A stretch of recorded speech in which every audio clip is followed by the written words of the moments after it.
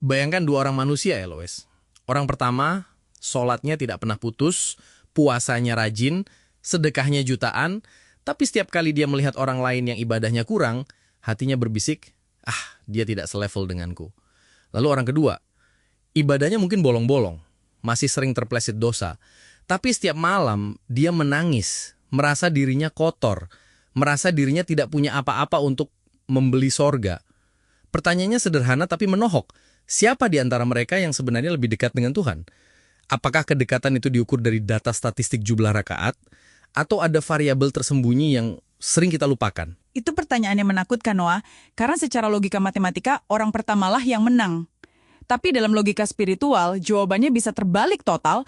Ada sebuah paradoks tua dalam tasawuf yang bilang, dosa yang membuatmu rendah hati lebih baik daripada taat yang membuatmu sombong. Dan itulah yang akan kita bedah hari ini. Kita akan membahas sebuah topik yang dikirimkan oleh pendengar, sebuah nasihat sang guru, tentang hubungan rumit antara syariat, aturan luar, dan rahmat, kasih sayang Tuhan.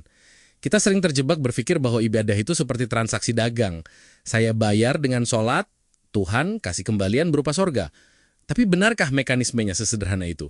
Saya Noah dan saya ingin menantang konsep kesalehan yang kita yakini selama ini. Dan saya Elois. Kita akan menyelami psikologi ibadah, bahaya merasa suci, dan kenapa merasa sudah baik itu justru adalah awal dari kejatuhan spiritual. Oke, Elois.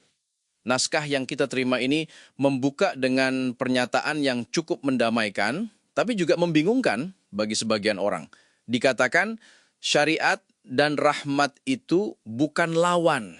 Kenapa ini perlu ditegaskan? Bukankah sudah jelas kalau kita sholat, kita dapat rahmat? Kenapa harus dibilang bukan lawan? Seolah-olah ada orang yang menganggapnya bermusuhan. Karena sejarah mencatat sering terjadi benturan ekstrim, Noah. Di satu sisi, ada kelompok yang disebut formalis. Mereka yang terobsesi pada gerakan, bacaan, dan hukum fikih. Bagi mereka, kalau udumu salah sedikit, neraka, titik. Di sisi lain ada kelompok spiritualis ekstrim yang kadang kebablasan. Mereka bilang, yang penting kan hatinya ingat Tuhan, sholat itu cuma kulit. Nah, nasihat sang guru ini mencoba menjahit kembali robekan itu. Poin kuncinya adalah syariat itu cara mengetuk pintu. Bayangkan kamu bertamu ke istana raja. Mengetuk pintu itu adalah syariatnya, sopan santun prosedurnya. Tapi apakah ketukanmu itu yang memaksa raja membuka pintu? Tidak. Raja membuka pintu karena belas kasihnya, karena rahmatnya, bukan karena ketukanmu begitu hebat sampai pintunya terbuka sendiri. Itu analogi yang menarik. Jadi ketukan atau ibadah itu wajib sebagai etika, tapi tidak punya kuasa memaksa Tuhan memberikan surga. Ini mengingatkan saya pada satu hadis yang cukup populer, tapi sering bikin orang kaget. Hadis yang bilang, tidak ada satupun dari kalian yang masuk surga karena amalnya. Benar sekali. Itu hadis riwayat Muslim yang sangat terkenal dan sering dikutip oleh ulama tasawuf seperti Ibnu Athaillah dalam kitab Al-Hikam. Bahkan para sahabat bertanya kepada Nabi, "Engkau juga tidak, wahai Rasulullah?" Dan Nabi menjawab, "Tidak juga aku, kecuali Allah melimpahkan rahmatnya kepadaku." Ini pukulan telak bagi ego manusia. Kita sering merasa amal kita itu mata uang. Saya sudah puasa 30 hari, mana pahalanya? Padahal amal kita itu cacat. Tunggu, kalau amal kita cacat dan tidak menjamin surga, lalu kenapa kita harus capek-capek beramal? Ini pertanyaan nakal yang pasti muncul di benak pendengar yang skeptis. Kalau akhirnya terserah rahmat Tuhan, kenapa saya tidak santai saja? Pertanyaan bagus. Disinilah letak keseimbangan yang disebut dalam naskah tadi. Hati yang benar akan mendorong jasad untuk taat. Kita beramal bukan sebagai alat tukar Noah, tapi sebagai bentuk syukur dan kebutuhan. Kamu makan bukan untuk menciptakan nyawa, tapi karena tubuhmu butuh itu untuk bertahan hidup. Sama, kita sholat karena jiwa kita butuh koneksi itu, bukan untuk menyogok Tuhan. Ibnu Athaillah pernah berkata dalam Al-Hikam, salah satu tanda seseorang bersandar pada amalnya adalah berkurangnya harapan ketika terjadi kesalahan. Maksudnya, kalau kamu merasa percaya diri saat ibadahmu lancar, tapi putus asa saat kamu berbuat dosa, itu tandanya kamu masih menuhankan amalmu sendiri, bukan menuhankan Allah. Wow, itu tajam. Jadi, kalau saya merasa saya pasti masuk surga karena sholat saya rajin, itu justru bentuk kesombongan spiritual. Di naskah tadi disebut istilah terhijab oleh amalnya sendiri. Bisa kamu jelaskan lebih teknis, bagaimana bisa amal baik menjadi hijab atau penghalang? Biasanya kan dosa yang jadi penghalang. Ini konsep psikologi spiritual yang dalam. Hijab itu artinya penutup. Dosa menutup hati dengan noda hitam, itu jelas, kita semua tahu. Tapi amal baik bisa menutup hati dengan cahaya palsu atau ujub, rasa kagum pada diri sendiri. Ketika kamu merasa suci, kamu berhenti merasa butuh Tuhan. Kamu mulai merasa mandiri secara spiritual. Aku hebat, aku kuat bangun malam. Saat itulah akumu membesar dan Tuhan mengecil di hatimu.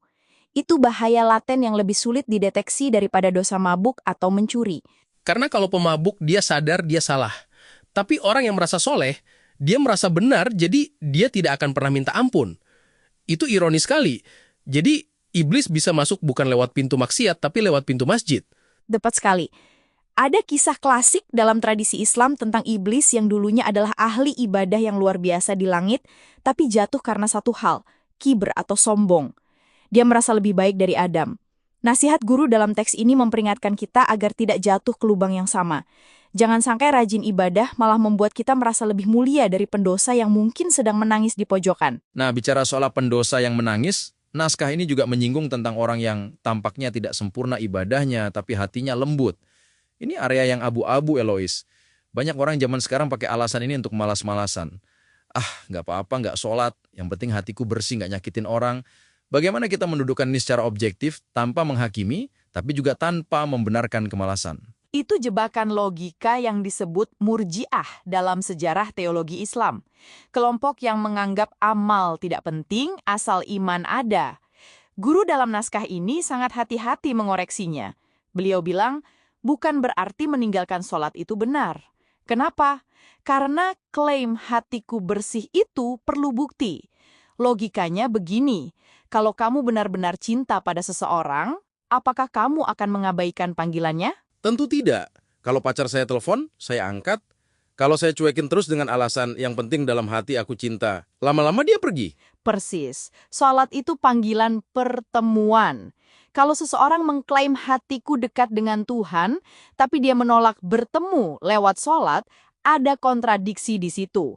Imam Al-Ghazali dalam Ihya Ulumuddin menekankan integrasi antara ilmu mukasyafah, pengetahuan batin, dan ilmu muamalah, praktik lahir. Jadi, orang yang nakal tapi hatinya baik itu mungkin punya potensi untuk dekat dengan Tuhan karena kerendahan hatinya. Tapi potensinya belum mewujud sempurna kalau dia masih melanggar syariat. Jadi, kuncinya adalah integrasi ya, bukan memilih salah satu. Tapi mari kita gali lebih dalam ke bagian catatan jiwa di akhir naskah. Ada kalimat yang sangat puitis, aku tidak menyembah amal, aku hanya mengetuk dengan amal. Ini mengubah mindset dari pekerja menjadi pengemis. Apa implikasi mentalitas pengemis ini dalam kehidupan modern kita yang serba kompetitif dan berbasis pencapaian? Di dunia modern kita dididik dengan sistem meritokrasi. Kamu kerja keras, kamu dapat hasil. You earn what you work for. Kita bawa mentalitas ini ke sajadah. Tapi di hadapan Tuhan, status kita secara ontologis adalah fakir, artinya yang sangat butuh. Mentalitas pengemis di sini bukan berarti pasif atau malas, tapi menyadari bahwa daya untuk berbuat baik pun adalah pinjaman. Bayangkan, Noah, kamu bisa menggerakkan lidah untuk berzikir, itu energi dari mana? Oksigennya dari siapa? Kalau Tuhan cabut satu saraf saja, amal itu hilang. Jadi ketika kita beramal dengan mentalitas pengemis atau hamba, kita melakukan yang terbaik, tapi hasilnya kita serahkan total pada tuan rumah. Kita tidak menuntut upah, tapi berharap belas kasih. Itu membebaskan kita dari stres spiritual. Membebaskan dari stres spiritual, itu poin menarik. Banyak orang stres karena merasa ibadahnya belum cukup atau takut tidak diterima. Dengan pola pikir ini, ya Allah, aku sudah berusaha semampuku, yang lemah ini, sisanya terserah Engkau. Itu justru menenangkan ya. Sangat menenangkan. Dan itu menghilangkan sifat menghakimi orang lain. Karena kamu sadar, saya bisa sholat hari ini karena ditolong Tuhan, bukan karena saya hebat. Jadi kalau melihat orang lain yang belum sholat, responsnya bukan dasar ahli neraka. Tapi semoga Tuhan menolong dia seperti Tuhan menolong saya. Itu melahirkan kasih sayang sosial, bukan arogansi religius. Itu dampak sosial yang luar biasa kalau benar-benar dipraktekkan. Kita jadi masyarakat yang saling mendoakan, bukan saling menyinyir. Tapi Elois, ada satu ketakutan. Kalau kita terlalu menekankan rahmat, Apakah orang tidak akan jadi meremehkan dosa? Ah, tenang saja, Tuhan Maha Pengampun, nanti juga diampuni. Bagaimana nasihat sang guru ini mencegah kita jadi penunggang rahmat? Itulah kenapa di poin keempat naskah dibilang, beribadah dengan hati yang merasa butuh rahmat. Kata kuncinya, beribadah. Orang yang meremehkan dosa itu biasanya salah paham tentang definisi rahmat. Mereka pikir rahmat itu pembiaran, padahal rahmat itu kadang berbentuk teguran. Guru-guru sufi sering bilang, rasa takut, khauf, dan rasa harap, roja, itu seperti dua sayap burung. Kalau cuma punya sayap harap, rahmat, kamu terbang miring dan jatuh ke kemalasan. Kalau cuma punya sayap takut, syariat ketat, kamu jatuh ke keputusasaan. Kamu butuh keduanya untuk terbang lurus menuju Tuhan. Dua sayap, analogi yang indah. Jadi, nasihat ini sebenarnya mengajak kita untuk tidak pincang. Tidak pincang ke kanan, sombong karena amal, dan tidak pincang ke kiri, malas karena mengandalkan ampunan. Tapi jujur Elois dalam praktek sehari-hari sulit sekali menyeimbangkan rasa takut dan rasa harap ini. Kadang kita merasa suci banget habis umroh, kadang merasa kotor banget habis berbuat salah. Ada tips praktis dari tradisi ini untuk menjaga stabilitas itu? Ada satu latihan batin yang diajarkan para ulama hati. Setiap kali selesai melakukan kebaikan, segera ucapkan istighfar. Kedengarannya aneh kan? Habis berbuat baik kok minta ampun? Kita minta ampun karena mungkin dalam kebaikan itu terselip rasa sombong atau niat ingin dipuji. Ini menetralisir racun ujub tadi. Dan sebaliknya, saat terlanjur berbuat dosa, segera iringi dengan kebaikan kecil apapun untuk menjaga harapan bahwa Tuhan masih mau menerima kita. Istighfar setelah berbuat baik, itu revolusioner bagi pola pikir awam. Biasanya kita minta reward atau pengakuan setelah berbuat baik. Ini justru minta maaf karena merasa kebaikan itu belum layak dipersembahkan kepada yang maha sempurna. Betul, seperti kalimat penutup di catatan jiwa tadi. Ya Allah, jangan Engkau serahkan aku pada amal-amalku walau hanya sekejap mata. Ini doa yang sering dibaca Nabi, Ya Hayyu, Ya Qayyum, wala takilni ila nafsi torfata'in. Ini pengakuan total. Aku tidak bisa survive sedetik pun tanpa koneksi dengan rahmatmu. Amal-amalku hanyalah debu kalau tidak Engkau tiupkan nyawa penerimaan di dalamnya. Sangat mendalam. Jadi kesimpulannya, nasihat sang guru ini bukan menyuruh kita berhenti beramal, tapi mengkalibrasi ulang mesin batin kita saat beramal. Syariat adalah jalan, rahmat adalah tujuannya. Jangan berhenti di jalan dan merasa sudah sampai. Tapi jangan juga berharap sampai ke tujuan tanpa mau menempuh jalannya. Tepat sekali. Dan yang paling penting, jangan pernah meremehkan siapapun. Karena pada akhirnya kita semua hanyalah pengemis yang sedang mengetuk pintu yang sama dengan cara kita masing-masing yang mungkin belum sempurna. Sebuah penutup yang kuat. Terima kasih Elois sudah membedah topik yang cukup berat ini dengan bahasa yang renyah. Rasanya seperti baru saja ditelanjangi ego kita, tapi sekaligus dipeluk oleh harapan. Dan untuk kalian yang mendengarkan, jika episode ini membuat kalian merenung tentang sholat kalian atau cara kalian memandang orang lain, berarti tujuan kami tercapai. Jangan simpan perenungan ini sendirian. Kirimkan episode ini ke teman atau keluarga yang mungkin sedang merasa lelah dalam beribadah atau justru sedang merasa paling benar. Siapa tahu ini bisa jadi ketukan lembut di pintu hati mereka.